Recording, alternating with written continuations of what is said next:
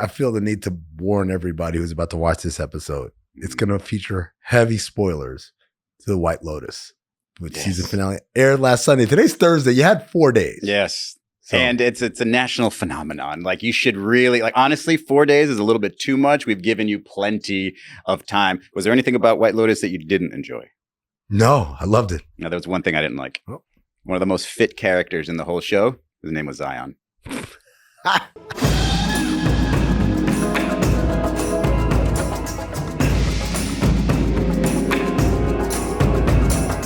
Welcome to a very special edition of Oddball. I'm Amin and Izzy. That's Izzy Gutierrez. We're going to be doing something a little bit different today. Hey, today's episode is brought to you by DraftKings. DraftKings, the crown is yours. Hell yeah.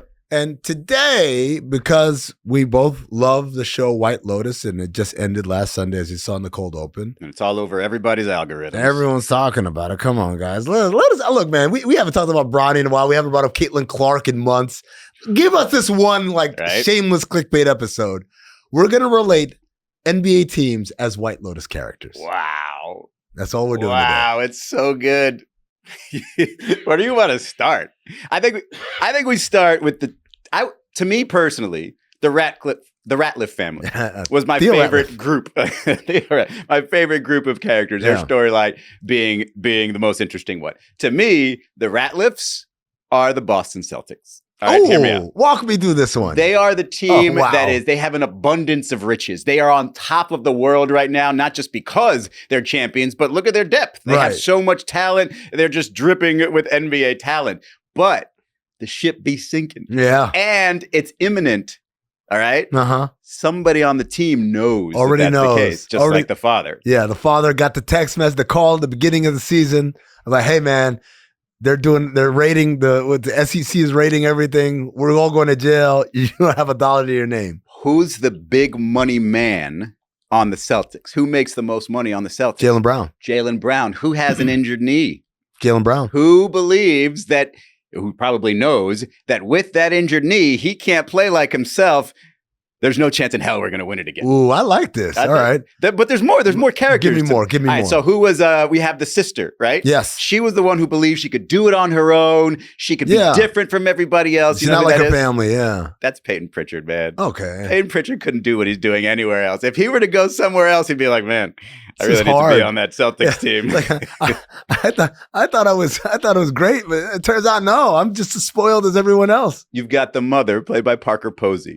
What is she? She knows nothing other than being rich, other than being on top of the world. I couldn't go back to any other kind of life. Go back. She would rather off herself. Yeah, I don't know if I'd want to live. Jason Tatum's never lost. Yeah, Jason Tatum's conference finals as a rookie, right? As a rookie. Oh yeah, right off the bat, that's all he knows. Can you imagine him on a lottery team? And it's not like because it's like, oh, he's so good he could never be on a lottery team. Like, we've seen really good players end up in the lottery. Like, I don't know how he'd handle it. I think he'd have a conniption. Not only would he not handle it well, but man, fans would hate him. Like, they already hate him, and he's on top of the world right now. You've got.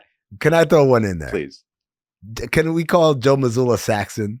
Of course. Right? Because it's just everything about this unearned overconfidence, right? That's the Patrick Schwarzenegger character with all the protein shakes. Yes. Like number one, meathead, right? Right. Joe Mazzulla loves his jujitsu. What do you call it? Saxon probably loves the weight room. Number two, the unearned overconfidence of this is all here. But it's like you kind of walked into it. Right. Saxon inherited it. He works for his dad's company. Joe Mazzulla was gifted this finals team on the eve of the season. Mm-hmm. And he just was allowed to, his team has been to how many conference finals and all that stuff. And he just says That's wild. When Saxon's like, you can worship me, but you can't worship me. It's like, So who is the next, I would say, most famous or popular character? Walter Goggins' character, right? Yeah. Rick? Yeah. Everyone loves Rick, man. Everyone loves Rick.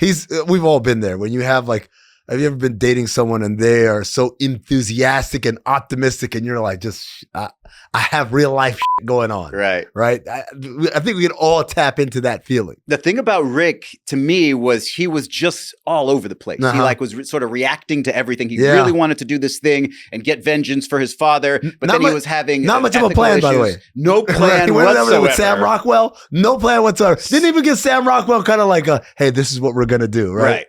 Just walked in there. there, zero prep work. And then again, we already set up the spoilers, but he ends up killing a man who is his own father. Right. Thought he murdered his father. Turns out. Thought he murdered his father's killer. Yep. Ended up murdering his father. Actual father. Yep.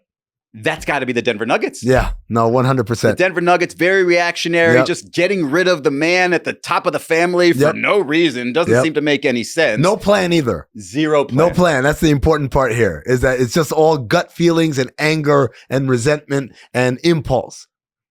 In a weird way, does that make Adelman Sam Rockwell? Because that's one character spoiler we didn't actually match up with an NBA He's team. alive and he's cleaning his life up again. That's right. Yeah. That's right. Maybe it's him. Maybe it's Michael Porter Jr. Will the Nuggets, with this terrible plan, get back to the finals somehow? There's no way. No. Like Rick, I think they're dead in the water. Wow. I think we should have used that line for another character, but okay. Let's see. Let's go. Ooh, the Clippers. You know what I got the Clippers as? This is Guy Talk. This is the security guard with the heart of gold who really, really is crushing on Mook, but she wants like a tough guy or whatever. But he's a Buddhist, man. He doesn't believe in all this stuff, in violence and all that. He loses the gun at one point. This is kind of like losing Kawhi Leonard for parts of the season, right? But he eventually ditches his morals, right? Right. Ends up shooting Rick in the back, which is murder in this country, but over there it's rewarded. and this is kind of like the Clippers giving up on Paul George, right? It's like, oh no, you can't give up on a superstar. You can't let him just walk for nothing. But it turns out to be the best decision ever because you abandoned your guidance morals in that case. What do you end up? You end up rewarded. So Guy Talk gets escalated to now he's the bodyguard for the owner of the resort, and he's got the girl, and he gets the girl too. And so I guess in this case Mook would be Steve Ballmer. Well, yeah, Mook would be Steve Ballmer. Would he be Steve Ballmer, or would Steve Ballmer be Mook, or would Steve Ballmer be the lady that owns the resort? Because that's the job now. It could be that one. The interesting part though is giving up on the morals, right? Because that's where you talked about with Paul George, like. Paul George is the guy who got Kawhi Leonard in, right? Yes. And so they just like use the bait and then kick the bait out, and then they're rewarded with maybe a 4 seed, or how high can they get? They get up to 3, I think. Get up to 3, like that. That is the perfect combination. But I think where Mook is Steve Ballmer, and it's not really storyline related. It's because she's the richest one there. Like she's the most famous person. Like she's from Blackpink and the most Instagram followers of anybody. I learned this literally today in prepping for this. It's like she's the most famous person. I'm like, no, Izzy, Sam Rockwell is the most. I didn't even know. Don't tell me I didn't really know who Sam Rockwell was. I knew who he was, but I didn't really know who he was. Mook, I knew because my niece told me. And I was like, okay, well, she's got to be a much bigger character than some bit role because she's the most famous person there. Now you're going to tell me all of Sam Rockwell's IMDb, aren't you? I didn't know who Sam Rockwell was. Jesus. All right, if you would have asked me point blank without any context, who's Sam Rockwell? My first thought, a painter. Next up, we have the Houston Rockets, and I'll give Izzy came up with this one. Yes, this is Rick's girlfriend, Chelsea, as I like to call her, the actress with the teeth. The bucktooth. She is the lovable, ethical character. Morally pure character. Does everything the right way. Kind of the way Ime Udoka likes to coach his team. Like, make sure it's defense, playing the right way, share the ball, toughness, which is an old novelty apparently these days. You can't be tough, you get fired. But Amin has them, despite all of that, as dead in the water. No chance of winning. No chance of doing anything. The first time I saw Chelsea. Why did you have to put Amen Thompson's face on her? You know why. So the first time I saw Chelsea on White Lotus, and I listened to her talk, and I listened to her positivity, and as I tapped in the Walton Goggins in me and said, oh, shut the hell up, I also realized, she's way too positive. Everyone else here is kind of a piece of shit.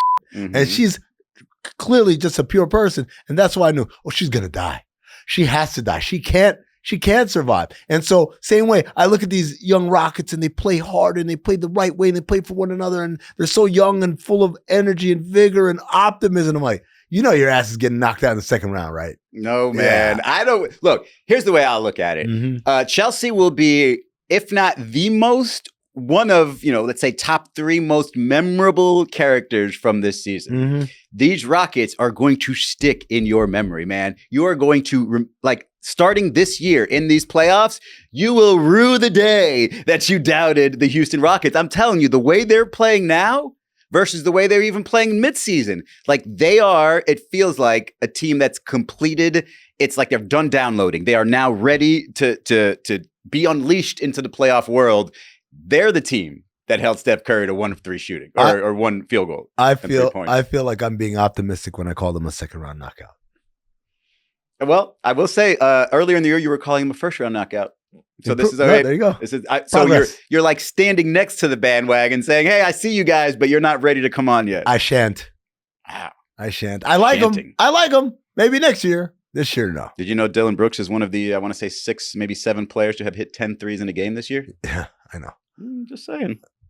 That's probably more of a problem than it is a solution, right? Because now he's got I hit 10 threes in a game once. Kind of like the Tony Allen theory. Yeah. All right, so next we've got Greg.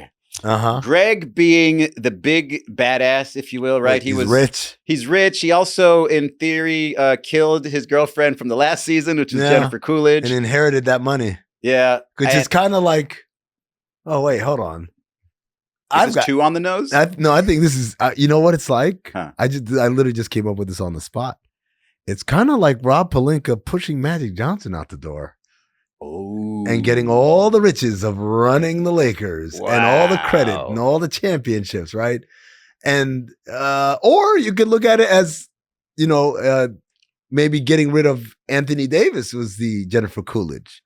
What do you like more? I kind of like the Magic Johnson one. I like the Magic Johnson one now. That's definitely a power struggle. Because it's not like Anthony Davis. Well, actually, neither of them were really happy with what happened. But yeah, I kind of like the Magic Johnson one because he's now in control. He's the one that's like just sort of laughing and watching all of his work. And he could sort of, didn't he have the girlfriend who all of a sudden wasn't his girlfriend, and then at the end maybe she was again? And it's like Rob Pelinka can kind of have whatever piece he wants, doing whatever he wants for him at any given time. Or did I read that part wrong about the show? I don't think she was his girlfriend. She was an accomplice. I think she was kind of a little bit of a, I believe the cuckold is the term, and that was a cuckolding situation. I'm going to avoid that in terms of affiliating anyone in the Lakers in that. But there is a thing where Greg basically has his girlfriend go out there and recruit for him to bring him back to the house or whatever.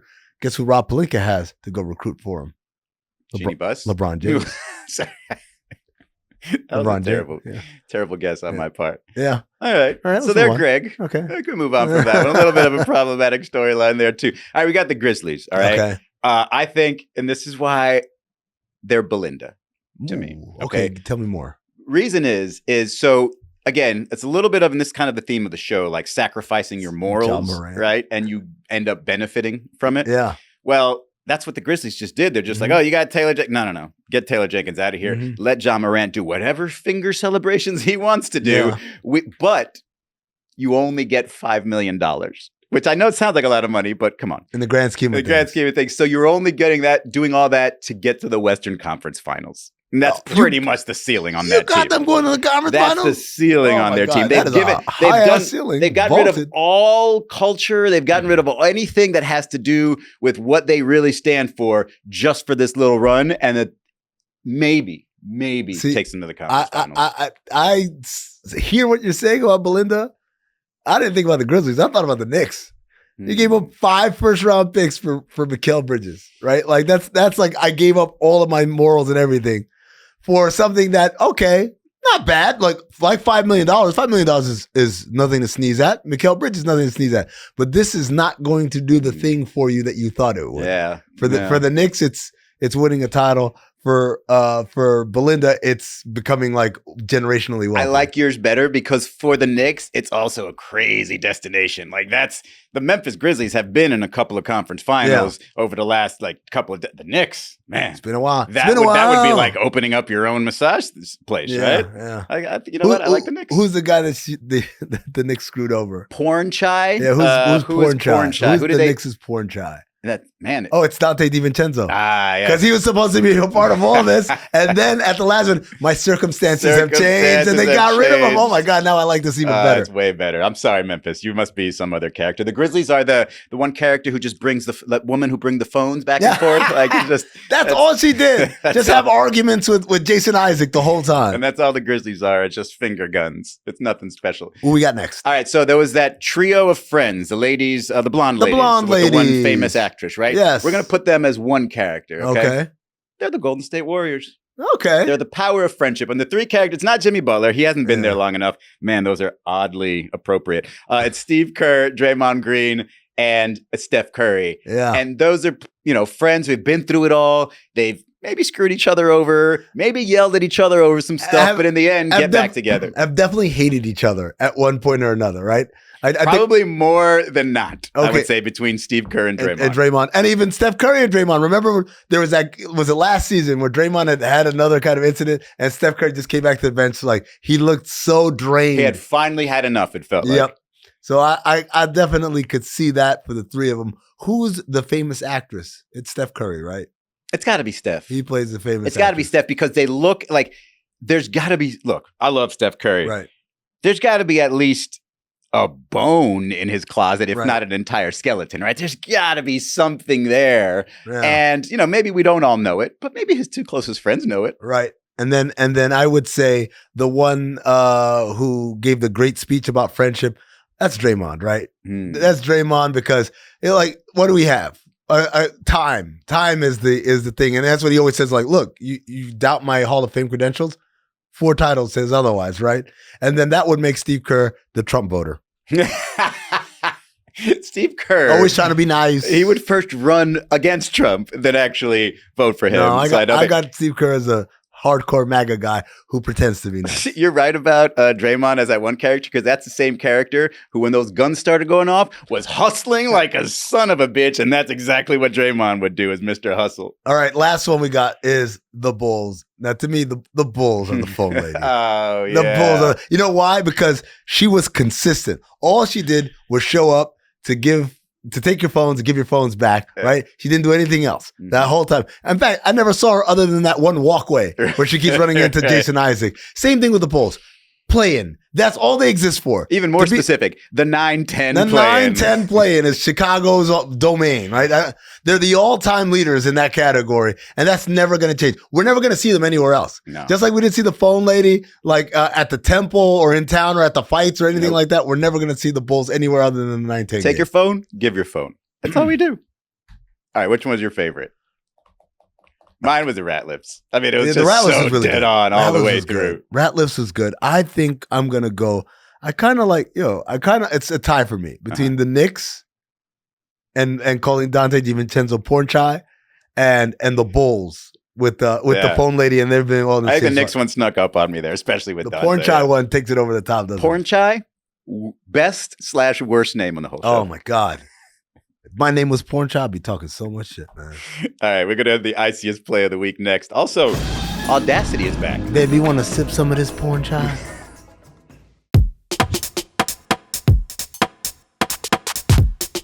Welcome back to Oddball. It's the time when we go fishing and we try to find the iciest play of the week. This one was pretty easy. The iciest play of the week is Luka Magic, baby. It was now you see it, now you don't, where he's driving in the lane on the right side. He turns toward the basket and then all of a sudden puts the ball over his head and throws it completely backward to Gabe Vincent, who, credit to Gabe Vincent here. Obviously, you're sitting here watching the play. There's Luka with the ball, and then all of a sudden, boop, it's entirely somewhere different. And so is Luka, actually. He disappears behind OKC. This was, but again, against Oklahoma City Thunder. That made it quite icy. Yeah. They blew them out in this game, and it is the no-lookiest. I said this about Alperen Sengun earlier this year. This is now the no-lookiest of no-look passes for the year. Yeah, this reminds me of, I know everything comes back to Phoenix for me, but there was a very famous Steve Nash play where he drives, he's in the middle, he jumps, he's being engulfed, and then he just throws it over his head, behind his back, to the corner where Grant Hill is waiting. and knocks down that corner Oh, three. he did knock it down. Okay. Yeah, of course, man. It's Grant Hill. It's Grant. Of course. No, it's Grant Hill and Phoenix. Oh, that's right. Them corner threes. Hey, man, we made millionaires out there, man. But yeah, it was. But a lot of times it's funny. You want to talk about the no lookiest passes from this year? Jokic had one of those too, where he just threw it to the corner. And there are some plays though where you can see when he saw the player and when he was like, all right, now I know if this defender's, I can throw it all the way over there without even looking at him. With Luka here, I'm not sure. Like, I'm not sure if he actually saw him or if he took a guess. Yeah, well, with all of those plays, with Luka, with Jokic, with Steve Nash all those years back, people always are marveling. Do they have eyes in the back of their head? Like, no, they have players, teammates who execute offense. Right. And so the idea is, if I'm being collapsed on here, then there's got to be someone in the corner. I will say though, someone in the corner. I still think Sengun's was more impressive because there was movement involved. Like the cutter was coming and he still hit him on, as opposed to just someone stationary in the corner. Like those ones where someone's getting past the ball in the corner. That's not knowledge of playbook and execution and trust in teammates. Knowing someone should be there based on the way everybody else is laid out. And if someone isn't there, technically it's not even my fault. It's their fault. Right? Versus with Sengun with the cutter, there's timing involved in that. Right? So, but either way, that's Iciest great. Play of the Week is brought to you by Jägermeister. Serve it cold or don't serve it at all. Jägermeister. Damn, that's cold. For more, visit Jägermeister.com. Drink responsibly. My second place, by the way, runner-up is Jalen Green on the alley-oop where he had to like really reach back to dunk it. That one was pretty icy. Yeah. Oh, I'm surprised Houston Rockets got a second place vote for you. All right. Playoffs are right around the corner. So today we're going to take a look at some playoff futures, Israel. Ooh, it's a good one. It's time to play the Audacity. Audacity is presented by DraftKings. Stay tuned because you'll hear more about DraftKings and all it has to offer throughout the show. DraftKings, the crown is yours. Hell yeah. All right. Here's how it works. Izzy makes a bet. Then I pick one with longer odds. Then he picks one with even longer odds. We keep going until one of us is unwilling to raise the stakes any higher. We tap out. Izzy, you want to start us off? Sure. I'm just going to rename this. It's called Betting Chicken from now on. Betting that's Chicken. What we're doing. Yeah. Right, so let's get a chicken on there, and that's the new thing. Yes. All right. So you picking first or me? No, you pick. All right. So the Lakers win the Pacific Division. There's minus 700 for that one. Of course, I'm going to take this one. I mean, who's the closest competitor? Is it the Warriors right now? The Clippers are right on their tail. Clippers right now. There's only a couple games left. There's no chance. I've got the Lakers. This is an easy one. Okay. Minus 320, Draymond wins Defensive Player of the Year. Ooh. Now, we talked about this on Basketball Illuminati, how his odds were super long, even after Victor Wembanyama got hurt. And then he had a day where he said, I think it was March 18th, where he said, I should be Defensive Player of the Year. And since then, the odds have skyrocketed in his favor. You know why? Because he's talked about it. Oh, because who else has that claim? Who else is going to be like, I should be Defensive Player of the Year? And you're like, you know what? You're right. Dyson Daniels. But even then, if he were to come out and say, I should be Defensive Player of the Year, that's when all the voters would look at it and say, hey, let me assess. Let me figure this out. As opposed to Draymond, they're just like, yeah, you know what? You're right. There's nobody else. If he came out and said, I should be Defensive Player of the Year, nobody would know because he doesn't have a loud mouth and a big podcast. Did you know what accent it would come out in?